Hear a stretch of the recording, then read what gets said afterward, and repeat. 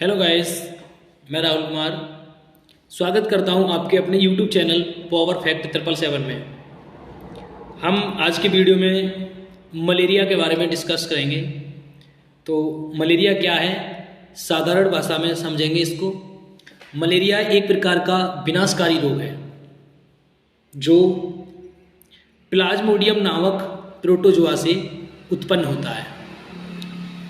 ये प्रोटोजोआ इतने बारीक, इतने छोटे छोटे होते हैं कि इन्हें हम अपनी नग्न आंखों से नहीं देख सकते। इनको जूम करके देखा जा सकता है। तो ये मादा मच्छर के सहायता से, जब मादा मच्छर किसी व्यक्ति को, किसी जीव को काटता है तो जहाँ काटता है उसी स्थान से प्लाज्मोडियम उसमें एंटर कर जाता है और उस व्यक्ति या जीव के ब्लड को संक्रमित कर देता है, जिससे मलेरिया हो जाता है।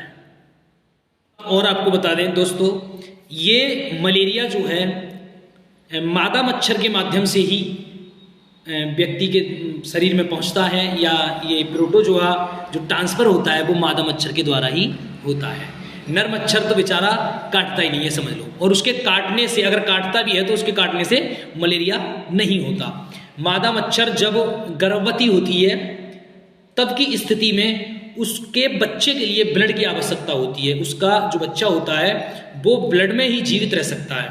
तो उसके लिए मादा मच्छर किसी जीव या व्यक्ति को काटता है जिससे वो उससे ब्लड खींच सके।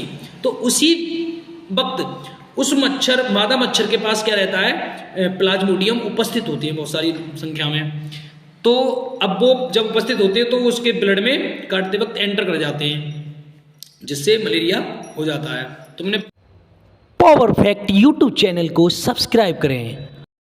दोस्तों, मलेरिया जो है आपका सबसे ज़्यादा बरसाती मौसम में होता है और इसका जो प्रभाव है, इन्फेक्शन का जो प्रभाव है वो आपके लीवर, सबसे ज़्यादा आपके लीवर पे पड़ता है और ब्लड के माध्यम से ये इन्फेक्शन होता है।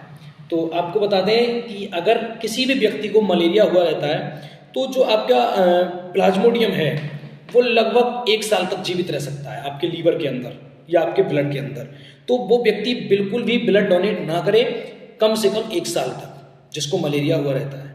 या अब वो सही हो चुका है फिर भी 1 साल तक अपना ब्लड डोनेट नहीं कर सकता, क्योंकि मलेरिया का जो विषाणु जो है, क्या नाम है, प्लाज्मोडियम जो है वो आपका 1 साल तक जीवित रह सकता है। और ऐसी स्थिति में अगर ब्लड डोनेट किया है किसी व्यक्ति ने तो उसका जो संक्रमित ब्लड है वो दूसरे व्यक्ति के ब्लड को भी संक्रमित कर देगा और उसको भी मलेरिया होने की संभावना रहती है। इसी प्रकार यदि कोई गर्भवती महिला है और उसको अगर मलेरिया हुआ है तो उसके भ्रूण में, गर्भ में जो भ्रूण है उस भ्रूण को भी संभावना रहती है कि उसको मलेरिया हो जाता है या हो सकता है।